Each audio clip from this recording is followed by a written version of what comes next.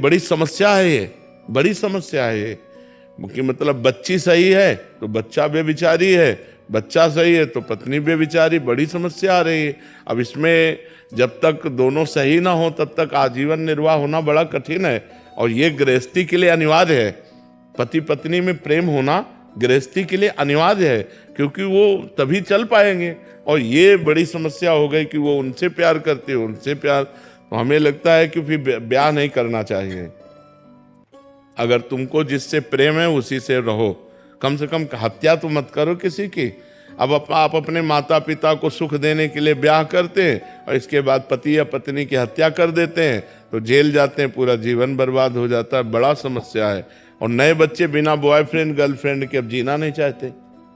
वो बोलते हैं कि अगर हमारे गर्लफ्रेंड नहीं है तो हमें हमारे मित्र लोग नीचा दिखाते हैं, वो बोले हमारे बॉयफ्रेंड नहीं तो हमारे मित्र लोग ऐसा। ये बड़ा गलत आचरण चल गया है हमारे देश में। ये बड़ी जो नई पीढ़ी के साथ व्यसन और व्यभिचार जुड़ गया।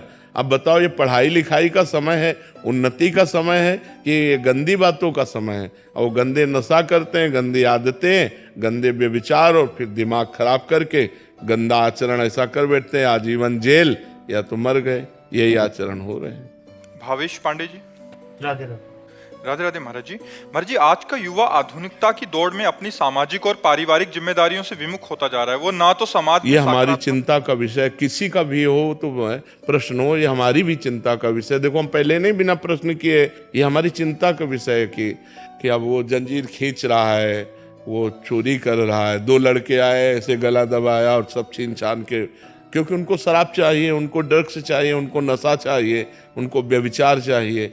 तो अब इसके लिए अर्थ चाहिए, अर्थ के लिए चाहे हिंसा करनी पड़े, चाहे अपनी माँ की हिंसा करनी पड़े, चाहे अपने पिता की हिंसा करनी पड़े, चाहे अपने भाई की हिंसा करनी पड़े। कितने ऐसे केसेस, भाई भाई की हत्या कर रहा है, बेटा माँ की हत्या कर रहा है, पत्नी पति की हत्या, यहाँ तक उतर गए। तो थोड़ा भी प्रेम किसी में नहीं दिखाई दे रहा कि चलो भाई भाई का प्रेम है, पति पत्नी का प्रेम है, कहीं तो हम जिए किससे?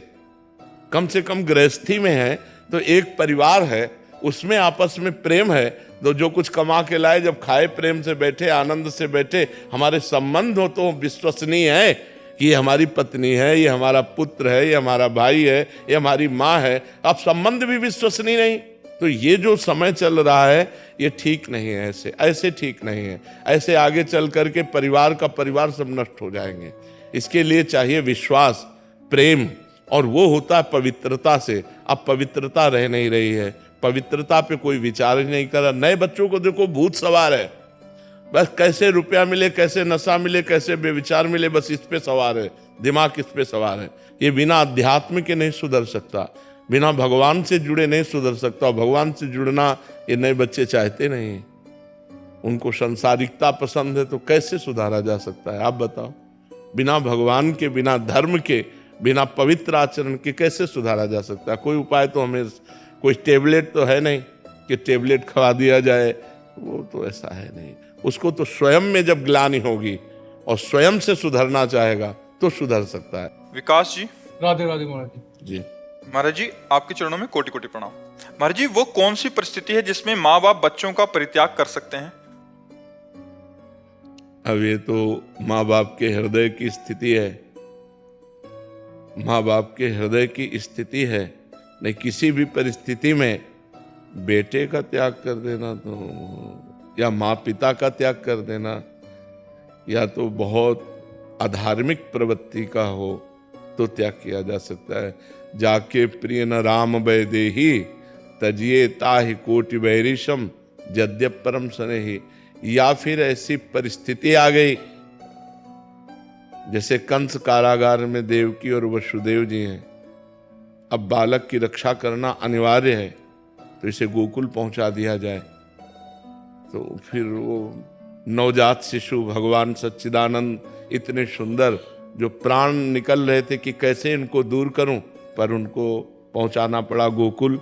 और भगवान से बहुत समय तक के लिए दूरी बनी रही। 11 वर्ष तक भगवान लीला करके जब मथुरा गए तब देवकी वसुदेव जी से मिले जा करके। तो ऐसी परिस्थितियां कि हमें बच्चे की जान बचानी है, तो फिर बच्चे को दूर कर दिया गया। या फिर बच्चा बड़ा होकर के बहुत अधार्मिक प्रवृत्ति का है तो माता पिता उसका त्याग कर सकते हैं। अन्यथा मुझे ऐसा कोई मार्ग नहीं दिखाई देता जिससे पुत्र का त्याग किया जा सके या पुत्र अपने माता पिता का त्याग कर सके। वो बच्चा ऐसा है कि गलत मार्ग पे चल रहा है हाँ वही और वो मरने की धमकी दे बार बार। जब अधर्म में चलेगा पापाचरण करेगा तो धमकी दे चाहे ना दे, मरा हुआ ही है। बात समझो, माता पिता को समझ लेना चाहिए, क्योंकि जब अधर्म का आचरण करेगा तो आज नहीं कल या तो जेल जाएगा और या फिर बुद्धि भ्रष्ट होगी और सुसाइड करेगा। पाप के यही फल होते हैं, या स्वयं इतना डिप्रेशन में पहुंच जाएगा कि सोचने लगेगा। तो अधर्म आचरण का फल तो यही है। इसीलिए कहा कि यदि आधार्मिक प्रवृत्ति का हो तो फिर क्या किया जा सकता है, दूसरा उपाय नहीं। परिवार की रक्षा के लिए उसका त्याग अनिवार्य हो जाता है। वैसे बहुत कठिन होता है ऐसी परिस्थितियों में, क्योंकि पुत्र है, कैसा भी पुत्र हो, पुत्र तो पुत्र ही होता है। पर जब अधर्माचरण करने लगता है तो धर्मात्मा पिता, धर्मात्मा परिवार को बहुत क्लेश होता है।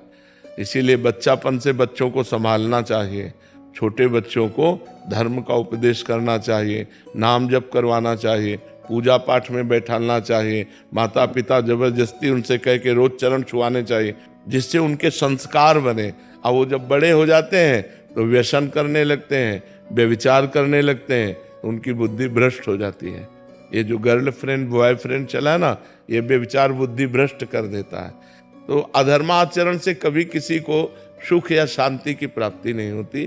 तो ऐसे अधार्मिक पुत्र से यदि पूरे परिवार की हानि हो रही हो तो उसका त्याग कर देना चाहिए।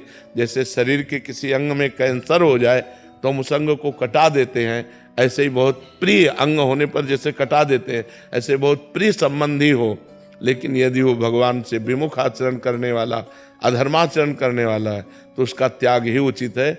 आजकल ये तो धमकियां बच्चों को छूट दिला दिए, मम्मी पापा भयभीत हो गए, अब वो पूरा जीवन बर्बाद कर लिया अपना। ये बच्चे क्या करते हैं, अब 3-3 बॉयफ्रेंड, 4-4 बॉयफ्रेंड, ये हमारे सनातन धर्म की रीति थोड़ी है। अपने पति के लिए यमराज तक से लड़ जाने वाले देश के हम वासी हैं। सावित्री जी यमराज तक से छुड़ाकर सत्यवान को ले आई। तो हमें लग रहा है कि माता पिता को चाहिए कि शुरू से सुधारे अपने बच्चों को, नहीं तो नई जो पीढ़ी है वो बर्बादी की तरफ ज्यादा जा रही है। अब 2 ही केवल लक्ष्य रह गए हैं, खूब अच्छा खाओ और व्यभिचार करो। न कोई धर्म, न कोई इंद्रिय विजय, न कोई अध्यात्म, न कोई भगवत, ये सब नहीं। जैसे बने धन घसोटो, जैसे बने इंद्रियों का पोषण करो, बस अब यही रह गया है। नई पीढ़ी में ज्यादातर यही विचार रह गए हैं। रमेश कुमार त्रिवेदी। राधे राधे। राधे राधे महाराज जी। गुरुदेव, सत्संग में आपने कई बार कहा है कि अगर नाम जप करते हुए भगवत मार्ग में इस जन्म में कोई त्रुटि रह गई और भगवत प्राप्ति ना हो पाई तो अगले जन्म में आपको भगवत प्राप्ति के सारे अनुकूल मार्ग मिलेंगे। गुरुदेव, मेरा प्रश्न है कि क्या अगले जन्म में यही इष्ट, यही संप्रदाय या यही भाव दास्य शक्ति भाव होगा या कोई नया मार्ग? यही रहेगा। जो उपासना की है वही उपासना अगले जन्म में आपको मिलेगी, वही उपासना मिलेगी। जैसे भरत जी का कलिंजर पर्वत पर हिरण के रूप में जन्म हुआ तो वहां से चल के पुनः गंडकी नदी में आए, क्योंकि गंडकी नदी के किनारे तपस्या की थी ना, और वही मंत्र जपते जो भरत जी के रूप में जपते थे, वही हिरण के रूप में जपा, और अगला जन्म ब्रह्मबोध संपन्न महापुरुष जड़ भरत जी के रूप में वो प्रकट हो गए। तो जो हमारी पुरानी उपासना होती है, अगर हम सिद्ध नहीं हुए, भगवत प्राप्त नहीं हुए, तो अगले जन्म में वही उपासना प्राप्त होती है, वही ठाकुर प्राप्त होते हैं, वही मंत्र प्राप्त होता है, वही संग प्राप्त हो जाता है, वैसी भावना बनने लगती है। गुरुदेव भी सर, गुरुदेव वही रहेंगे। गुरुदेव का रूप बदल जाएगा, गुरु तत्व तो वही रहेगा, रूप बदल सकता है, क्योंकि गुरुदेव का रूप तो विनाशी है। ये जो रूप है ये विनाशी है, लेकिन गुरुदेव अविनाशी है। ये रूप बदल जाएगा, दूसरे रूप में वो मिल जाएंगे। हरिओम शुक्ला जी। शेरविन महाराज जी।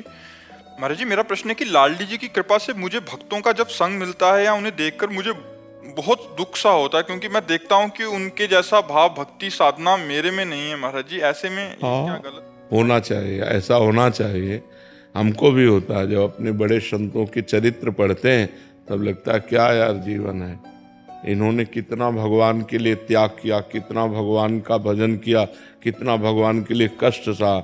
हम तो सुखपूर्वक जीवन जी रहे हैं, वो कितना कष्टपूर्वक जीवन जिए। तो इसीलिए पढ़ा जाता है महापुरुषों के चरित्र कि हमें कभी अहंकार न हो अपनी भक्ति का। और ये दुख तो बना ही रहना चाहिए कि काश हम भी 24 घंटे भगवान के लिए रोएं, हम भी तड़पें भगवान के लिए। ये बात तो तभी आएगी जब हम बड़े संतों का चरित्र पढ़ेंगे। अपने से छोटों को देखेंगे तो अहंकार आएगा, अपने से बड़ों को देखेंगे तो अहंकार नष्ट हो जाएगा। और ये दुख तो होना ही चाहिए। महाराज जैसे साथ के जो मित्रगण भी हैं, तो उनको भी जब देखता हूँ तो उनमें रहता है कि हाँ ये मतलब इतना बढ़िया करते हैं, जैसे श्री जी की बहुत बहुत अच्छी वृत्ति है। भगवान की बड़ी कृपा है जो किसी के दोष न देख करके गुण देखे और अपने में दोष देखे। ये तो भगवान की विशेष कृपा है, बस इसे गुप्त रखना नहीं, इसका भी अभिमान हो जाएगा। ये अभिमान बहुत विचित्र चीज़ है ना, इसका भी अभिमान आ जाएगा कि मैं निर्दोष वृत्ति रखने वाला हूँ। ये भी परमार्थ में घातक हो जाएगा, इसको गुप्त रखिएगा। श्रीमन त्रिपाठी जी, प्रणाम।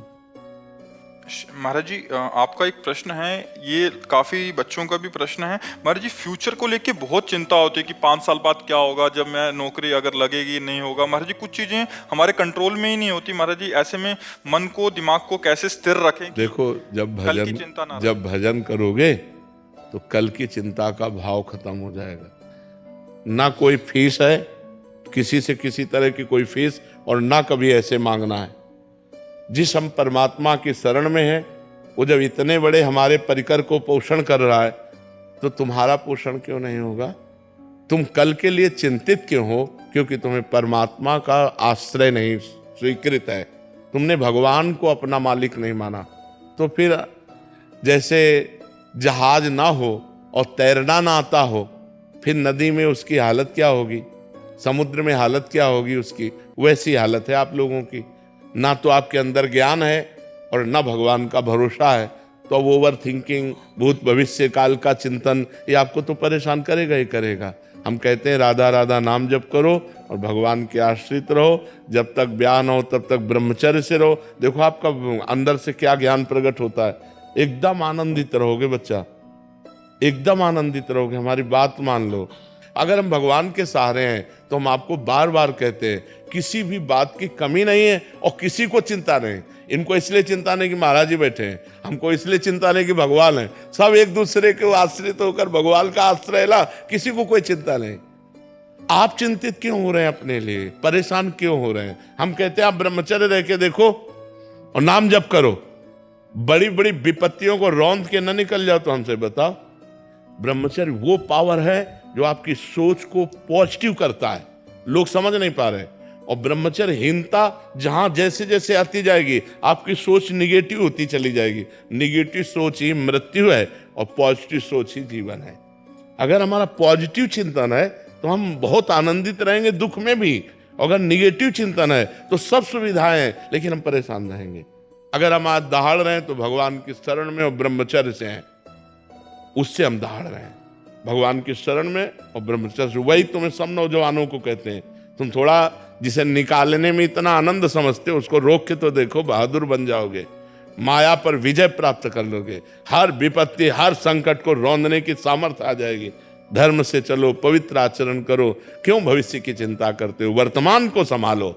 वर्तमान सही है तो तुम्हारा भूत भी पवित्र हो जाएगा और भविष्य भी मंगलमय हो जाएगा। वर्तमान गलत हो गया, भूत भविष्य की चिंता में मिनट को खो दिया। अगर इस मिनट में राधा बोलते, कृष्ण बोलते, हरि बोलते और पवित्र चिंतन करते तो तुम्हारा भविष्य भी ठीक हो जाता और तुम्हारा पूर्व जो बीता हुआ है वो भी अच्छा हो जाता। इसलिए नाम जप करो और ब्रह्मचर्य, ब्रह्मचर्य की तरफ कोई देख ही नहीं रहा, कोई नहीं देख रहा। बस जीवन का सुख समझ रहा ब्रह्मचर्य को नष्ट करना। नए नए बच्चे समझ रहे हैं जितना ब्रह्मचर्य को नष्ट कर लो उतने सुख भोग लो।